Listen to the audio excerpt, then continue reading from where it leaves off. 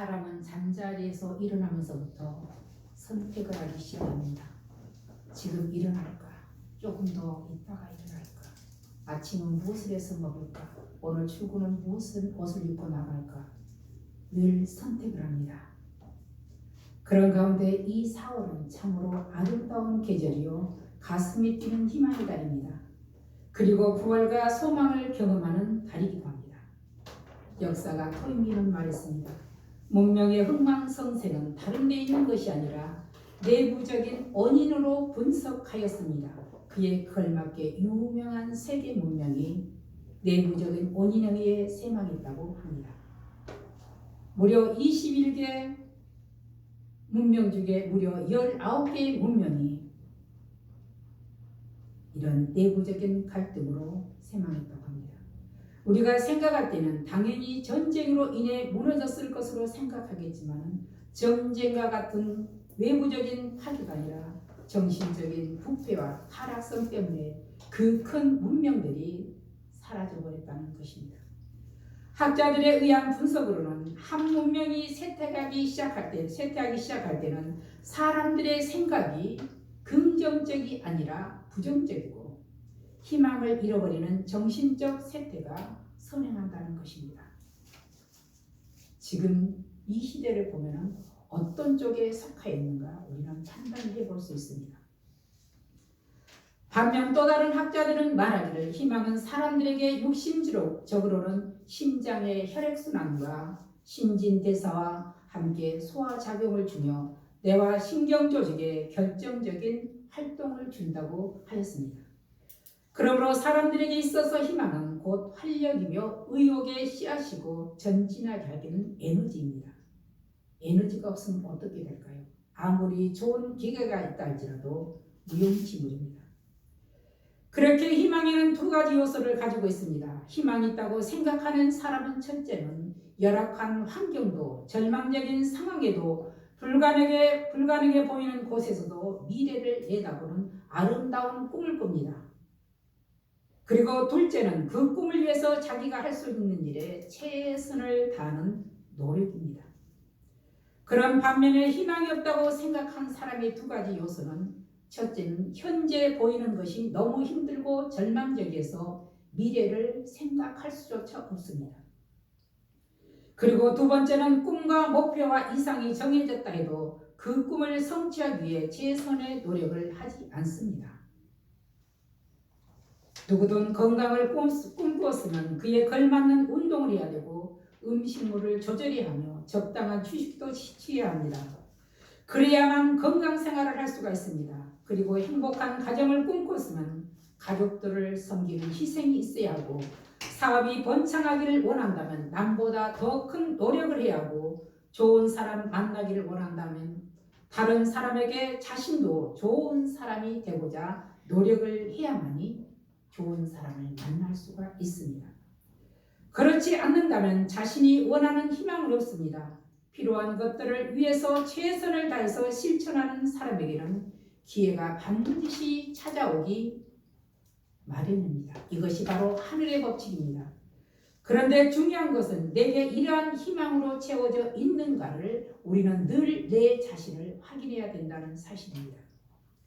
그리고 분명한 미래를 가졌다면 최선을 다해야 합니다. 최선을 다하는 사람은 눈으로 보기에도 참으로 아름답습니다. 그런 사람은 분명 복이 있는 사람이라고 할 것입니다. 누구라도 긍정적인 마인드의 눈을 가진 사람은 자기 속에 숨어있는 가능성을 발견합니다.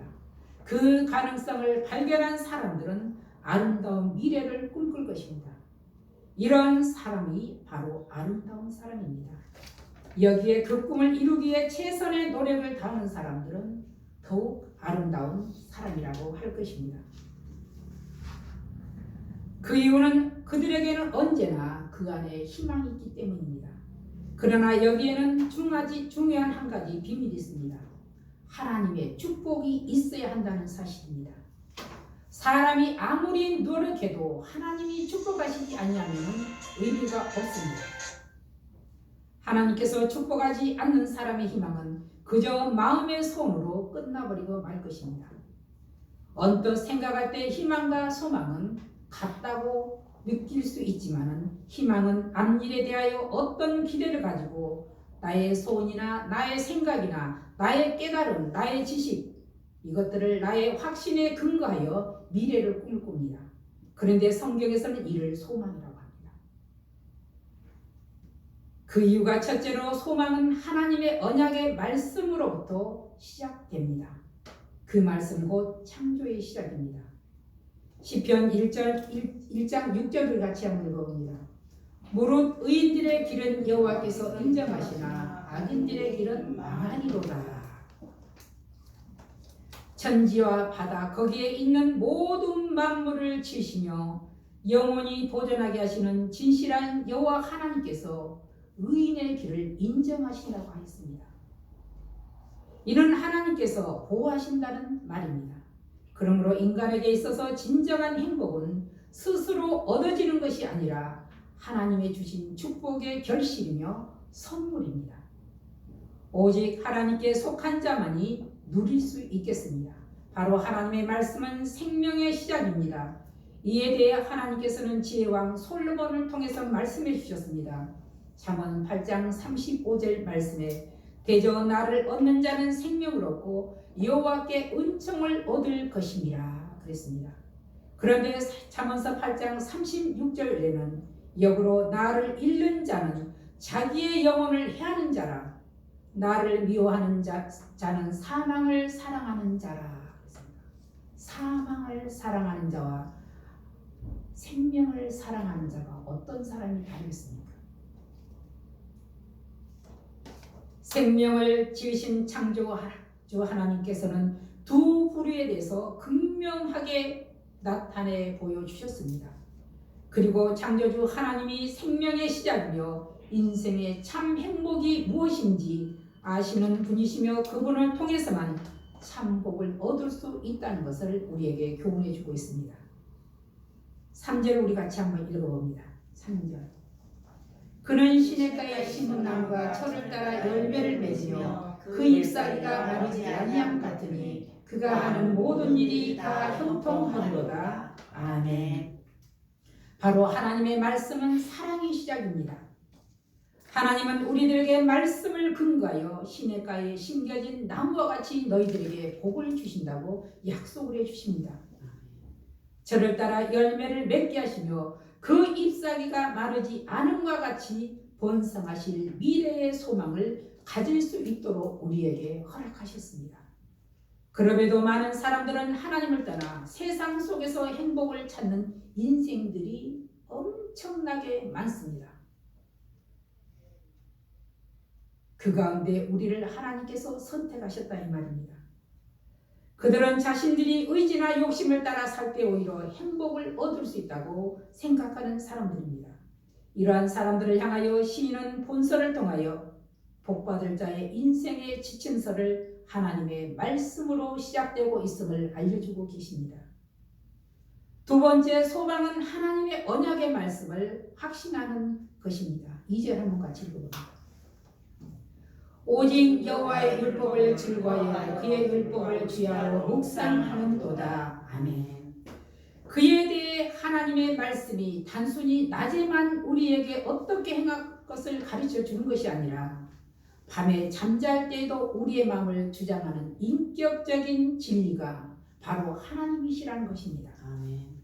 그러므로 우리는 하나님의 말씀을 단순히 지식의 말씀으로만 아니라 인격적인 요소인 지정의가 갖춰진 진리의 말씀을 우리는 받아야 합니다. 아멘. 그리고 묵상해야 됩니다.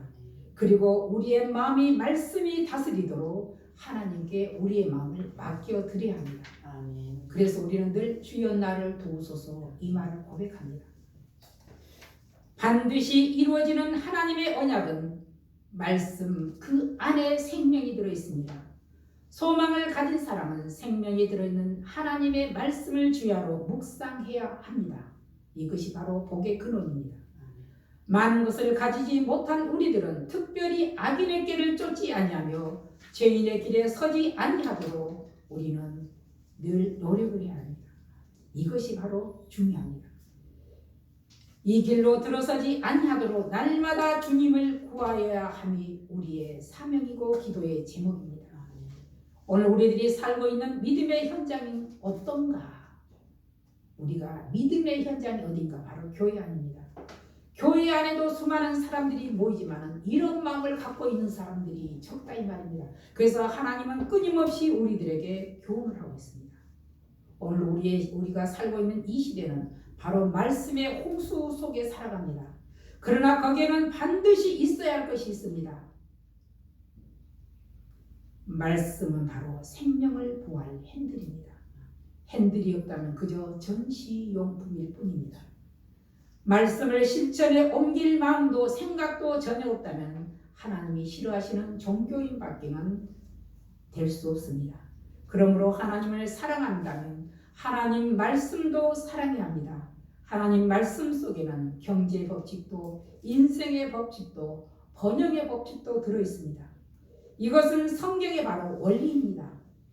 그렇기 때문에 수많은 사람들이 성경을 붙들고 수십 번, 수백 번을 읽고 그 성경을 놓고 하나님 앞에 간구하며 기도합니다. 인간이 살아가는 방식에는 반드시 장애물이 있습니다. 하나님도 우리 길 앞에 장애물을 두셨습니다. 이 장애물을 얼마나 너희들이 지혜롭게 뛰어넘을 수 있느냐? 이것이 바로 우리가 믿음으로 이길 수 있다는 것입니다. 하나님은 풍요와 안락과 행복을 인간에게 주시기 위해서 그 가운데 생명이신 예수님을 우리에게 보내시고 축복하셨습니다. 3절 한번 같이 읽어봅니다. 3절. 그는 시냇가에 심은 나무가 철을 따라 열매를 맺으며 그 잎사귀가 마르지 아니함 같으니 그가 한 모든 일이 다 형통하리로다. 아멘. 시냇가에 심어진 나무의 실상을 정확하게 이렇게 기록해 놓았습니다. 여호와를 사랑하는 사람은 이와 같이 물가에 심긴 나무와 같이 될 것입니다. 시절에 따라 열매를 맺을 것입니다. 물론 가지는 마르지 않을 것입니다. 하나님의 하신 말씀대로 시냇가에 심은 나무의 복은 말씀대로 이루실 것입니다. 그대로. 나무가 존재하는 데 가장 중요하고 필수적인 영향이 필요합니다. 바로 생명의 근원과 연결되어 안정적으로 무한히 뻗어 번성해 나갈 수 있는 가능성이 있습니다. 바로 시냇가에 심은 나무입니다. 그래서 인생의 삶을 소중하게 생각하고 믿음으로 살아가는 사람을 일컬어서 시냇가에 심겨진 나무와 비교를 했습니다. 시냇가에 심은 나무에 비유를 했다는 것은 너는 계속적으로 복을 받을 것이다 이 말입니다. 바로 영적인 사람은 친히 주께서 보혈의 강물인 생명수를 공급하여 주시기 때문입니다. 그러므로 믿음으로 사는 사람은 주님의 생명의 말씀을 핸들 삼고 살아야 합니다. 거기에는 반드시 건강과 평화의 법칙도 있습니다. 하나님 풍요와 행복을 주시기 위해서 생명수이신 예수님을 이 땅에 보내주셨습니다. 하늘을 타고 이 땅에 오신 주님을 통하여 하늘문이 열렸다는 증거입니다. 세 번째는 소망은 기도하면서 하나님의 지혜를 받는 것입니다. 하나님은 소망의 언약을 우리에게 주시고 소망의 말씀에 우리를 참여하게 하십니다. 1절, 2절 같이 한번 읽어봅니다. 1절, 2절.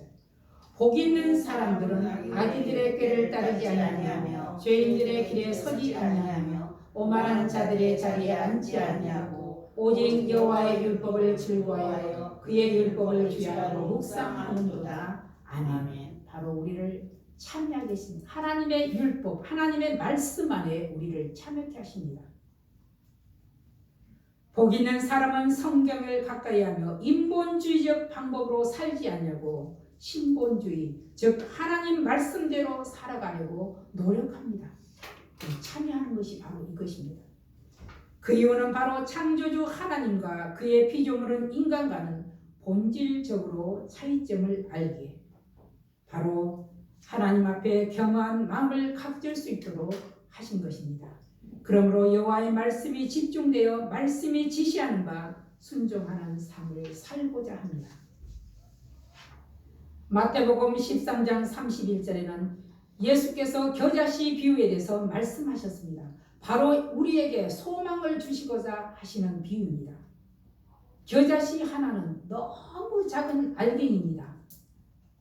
숨만 잘못 쉬면 다 날아가 버립니다. 날아가 버린 씨앗은 찾을 수도 없습니다. 아주 작고 초라하지만 하나님은 이 작은 겨자씨 속에 새들이 깃들인 큰 나무를 숨겨두었습니다. 초라하고 작은 겨자씨가 자라서 새들이 깃들어 노는 나무가 되게 하는 것은 바로 하나님의 계획이요 섭리입니다. 우리가 바로 이 겨자씨 하나님만한 이러한 존재들입니다. 하나님께서 우리 안에 역사하실 때 이 작은 겨자씨 하나님만한 이 씨앗이 자라서 새들이 깃들어 놓는 나무와 같이 번창한다는 말입니다. 이 교회에서 주는 교훈이 바로 우리에게 소망입니다. 그 소망이 이루어지기 위해서는 우리는 하나님의 말씀을 받고 심어야 합니다. 마치 농부가 최선을 다해서 겨자씨를 심고 가꾸듯이 우리도 하나님의 말씀을 가지고 심고 뿌려야 합니다. 잘 자라게 하기 위해서 농부가 작은 능력을 가지고 자기가 해야 할 몫을 최선을 다해서 실천하듯이 성도는 말씀을 따라 기도해야 합니다. 말씀을 묵상하고 그 말씀을 따라 기도해야 합니다. 바로 기도는 능력이기 때문입니다.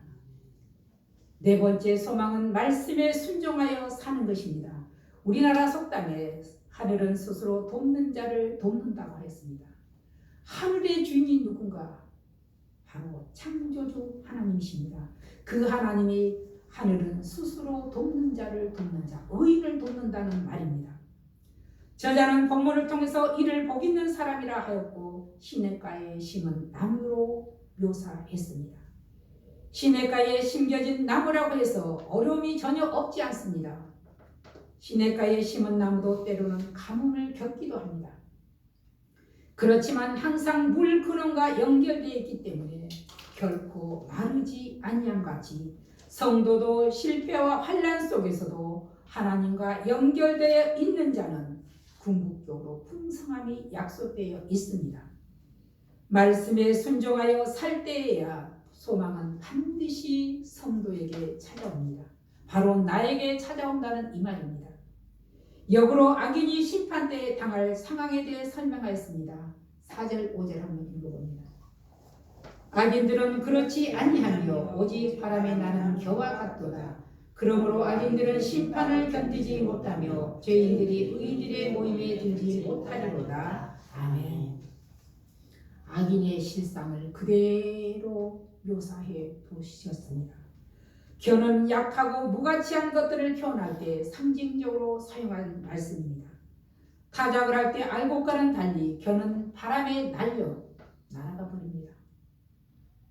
예수께서 또 다른 비유로 환난의 바람이 불면 쓰러지는 모래에 짓는 집과 같이 무너져 내린다고 하였습니다. 그러므로 악인은 최후의 하나님의 법정에 서게 될 것이며 하나님은 보좌에서 악인에게 판결을 내릴 것입니다. 그때 심판날에는 아무리 이장을 한다 할지라도 모든 것이 벌거벗은 것 같이 드러나게 되므로 그 죄는 반드시 형벌을 받게 되며 하나님의 심판을 견디지 못합니다. 그러므로 악인이 의인의 모임에 들지 못한다는 것은 저주입니다. 궁극적으로 바깥 어두운 곳으로 쫓겨나 그곳에서 이를 가며 슬피 울게 된다고 성경은 그렇게 기록해 두었습니다. 그러므로 우리는 악인의 형통을 부러워할 필요도 없습니다. 그들은 최후 심판 때 의인과 악인으로 철저한 분리가 있을 것이기 때문입니다. 이를 비유로 들자면 예수께서 양과 염소와 알곡과 가라지 비유를 통해서 친히 설명해 주셨습니다. 그러므로 성도들은 하나님의 말씀을 묵상함으로써 자신의 잘못을 깨달았으면 뉘우침으로 심판대에 서지 아니하도록 바로 구원을 받을 수 있는 기회를 우리는 찾아야 합니다. 그래서 6절에 보면 대저 의인의 길은 인정하시나 악인의 길은 망하리로다. 잠언서 8장 13절에는 여호와를 경외하는 것은 악을 미워하는 것이라 나는 교만과 거만과 악한 행실과 패역을 싫어하는 것이라 이렇게 말씀하셨습니다.